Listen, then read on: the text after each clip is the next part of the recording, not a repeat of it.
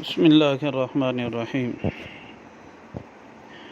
ان الحمد للہ والصلاة والسلام علی من لا نبی بعد۔ عقیدہ ختم نبوت کے بارے میں 86 نمبر حدیث مبارکہ کو بیان کیا جا رہا ہے۔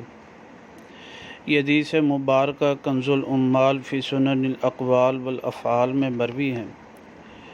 32,171 نمبر رقم الحدیث ہے۔ راوی اس کے عبداللہ ابن عباس رضی اللہ عنہما ہیں۔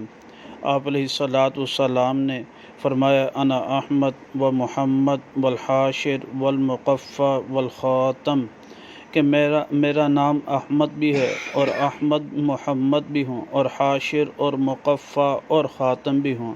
یہ تین الفاظ مبارک جو ہے حاشر، مقفع اور خاتم، یہ آپ علیہ السلام کی ختم نبوت کی دلیل ہیں۔